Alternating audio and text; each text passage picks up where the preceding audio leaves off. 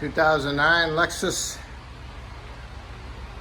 RX350 rear brake pads and rotors. Need to get a 14 millimeter and remove the slide pins, caliper slide pin bolts. There's two of them, one here and one here. If they're hard to get out, put a wrench on them like this, and then use your tool to pull them out, okay? The bottom one is the rubber on it. My rubber stayed inside my bracket. I have to fish it out, but it's got all rust all over my pins, so I gotta clean it up. If your pins are frozen inside here and they won't come out, you gotta have to replace the caliper bracket, and might as well replace the caliper with it. Complete unit.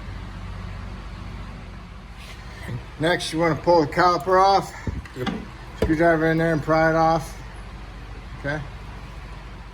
Next, you need to remove the caliper bracket. It has two bolts, 17 millimeter, one here and one there.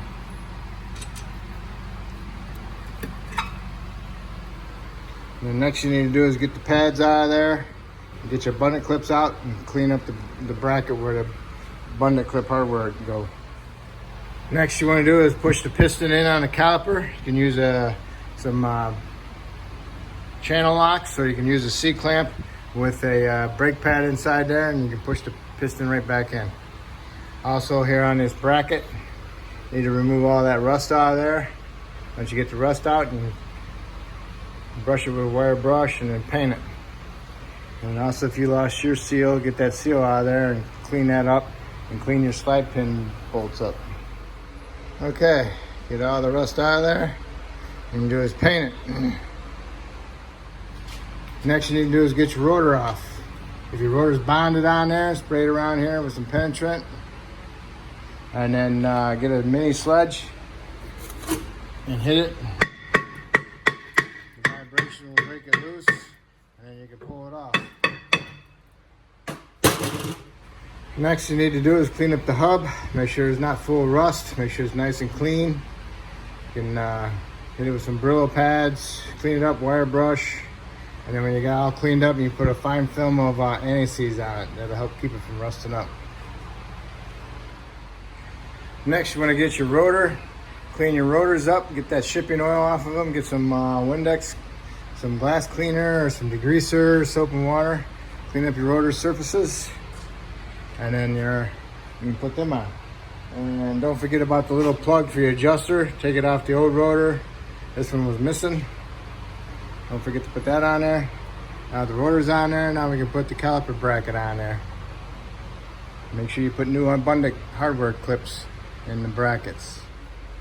Make sure you put them in. You can use a little hammer to tap them in and to seat them. That's fine, that's what I had to use. All right, get the pad started in there at a little bit of an angle. Get it in there and push them clips. Spring loaded, so you gotta push that spring that way. And once you get it lined up, push it in there. Do the same thing to the inside. All right, one thing I forgot to tell you is to torque your caliper bracket bolts to 58 foot-pounds. Okay, now you got those tight. You got your brake pads in. Now you can put your caliper on. And put some seal glide on your slide pin bolts. Get them in. This one doesn't have the rubber on it. Get that one in, get it started. And get the bottom one in, make sure you're all cleaned up. Put some seal glide on them and push them in, and then snug them up, and then you want to tighten these to 35 foot-pounds. Okay, it's all done all together. 35, 58 for the back ones. And you want to do the other side exactly the same way. And then when you're done, you can put the tires back on, torque them to 90 foot-pounds, lower the vehicle down to the ground, go inside the vehicle, pump the pedal to the floor a couple times, make sure you got a good firm pedal. Then you can go underneath the hood, top off your fluid, and make sure you clean the cap off before you remove it. And make sure you top it off and then put the cap back on. And you're all set. And that's it. That's how you do your rear brakes. If I helped you out, maybe you can help me out by subscribing. I appreciate it. I thank you.